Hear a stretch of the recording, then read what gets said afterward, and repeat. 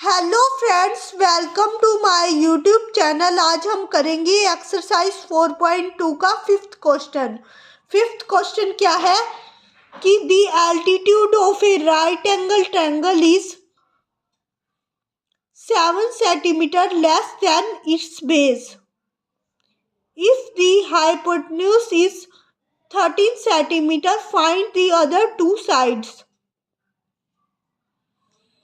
तो उसने बोल रखा है एक राइट ट्रायंगल है, उसका एल्टीट्यूड मीन्स हाइट। एल्टीट्यूड का मतलब होता है height. Height 7 centimetre less than it base. इसके बेस से क्या है, 7 सेंटीमीटर कम है height.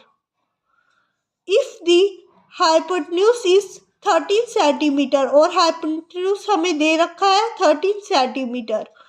Find the other two sides. हमें अदर टू साइड्स निकालनी है, यानी कि हमें हाइट और बेस निकालना है।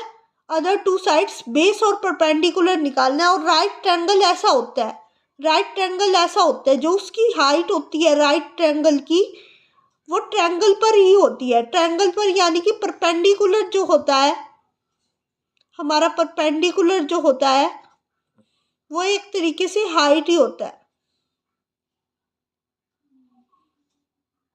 परपेंडिकुलर जो होता है, और परपेंडिकुलर के सामने वाला यानी कि 90 डिग्री जहाँ पे बन रहा है एंगल, उसके सामने वाला हाइपोटेन्यूज हमारा ये हो जाएगा इस डायग्राम में।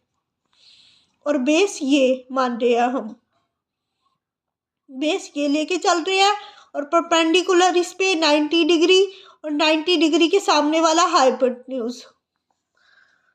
तो हाइट तो हम इसमें करेंगे, इसमें पाइथागोरस थ्योरम लगेगी। और इसमें पहले हम बेस को कुछ लेट कर लेते हैं। उसने कहा है ना कि right triangle 7 centimetre less than it base. हमें बेस कुछ भी नहीं पता, इसलिए हम बेस को लेट कर लेते हैं। लेट बेस ऑफ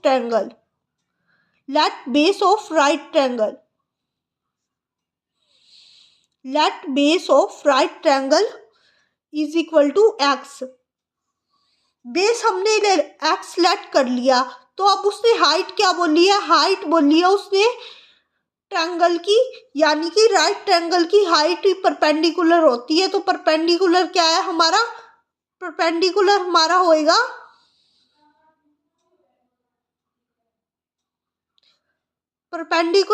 होएगा 7 सेंटीमीटर लेस एक्स में से, यानी कि हमें 7 सेंटीमीटर कम है। एक्स में से 7 घटा देंगे तो परपेंडिकुलर पता चल जाएगा बेस से, क्योंकि 7 कम है। तो बेस में से अगर हम 7 माइनस कर दें तो परपेंडिकुलर पता चल जाएगा। और इसमें जैसा कि अभी मैंने आपको बताया था कि इसमें हम पाइथागोरस थ्योरम का यूज करेंगे। पाइथागोरस थ्योरम राइट एंगल में पाइथागोरस थ्योरम लगती है। तो पाइथागोरस थ्योरम क्या होती है, हाइपोटेन्यूज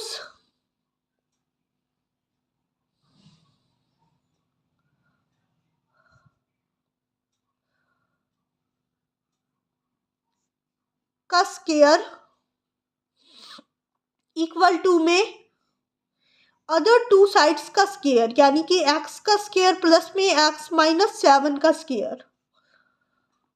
अदर टू साइड्स हमारे पास एक्स और एक्स माइनस 7 है ना।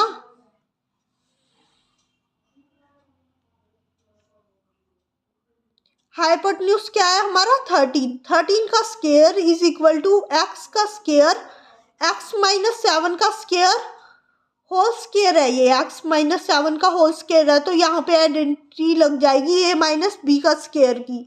ए माइनस बी का स्क्वायर की आइडेंटिटी क्या होती है, A square plus B square minus 2ab।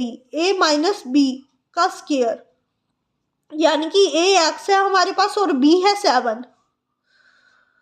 तो ए का स्क्वायर यानी कि एक्स का स्क्वायर प्लस 7 का square minus 2ab, minus 2 into A into B. तो हमारे पास क्या आ जाएगा, 13 का स्क्वायर क्या होता है 169 is equal to x square plus x square क्या हो जाएगा 2x स्क्वायर। प्लस में 7 का स्क्वायर क्या होता है 49, और ये आ जाएगा -2 इंटू एक्स इंटू 7 माइनस का 14x।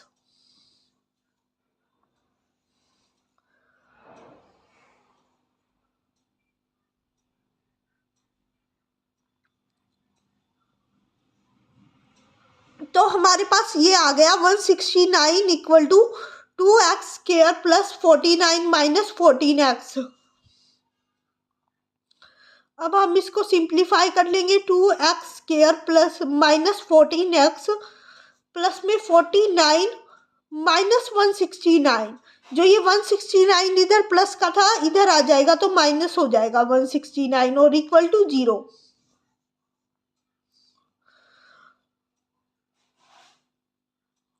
To x square minus 14x और प्लस माइनस माइनस 169 में से 49 माइनस करेंगे तो कितने आएंगे 120।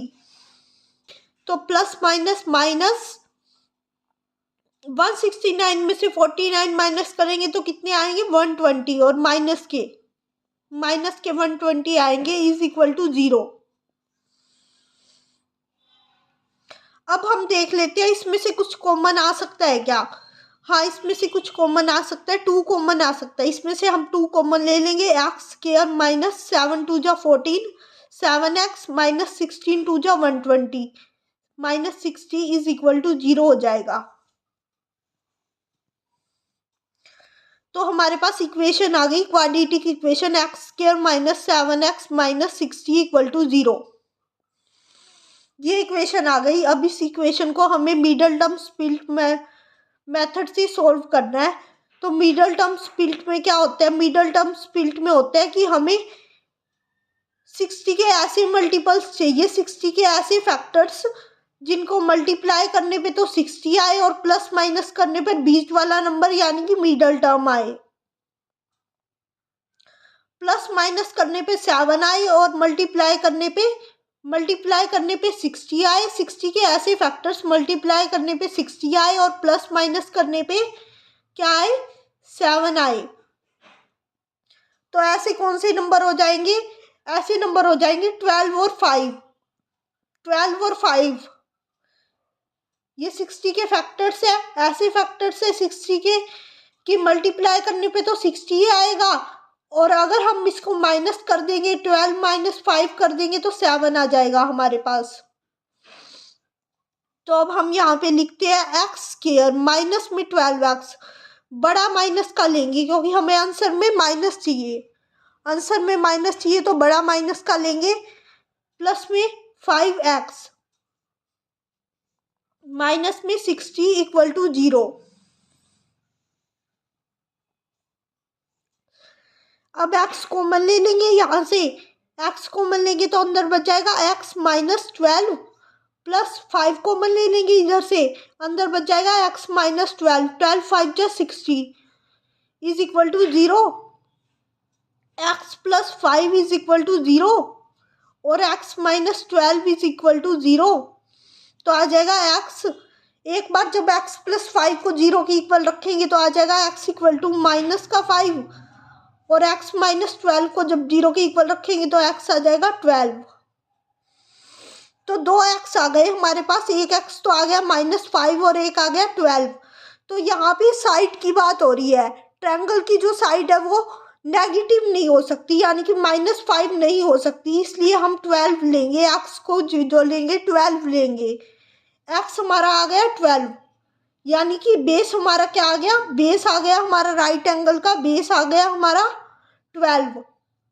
अब हमें दूसरी साइड और निकालनी है, एक दो अदर साइड्स के लिए बोला था ना उसने कि दो अदर साइड निकालिए। दूसरी साइड क्या थी हमारी x माइनस 7 यानी कि परपेंडिकुलर हमारा क्या था x माइनस 7 यानी कि 12 माइनस 7 हो जाएगा,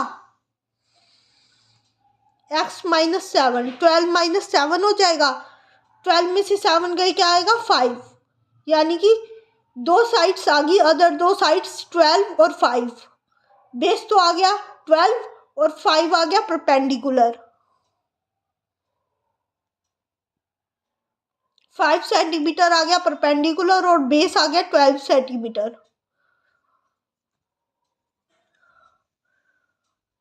Okay.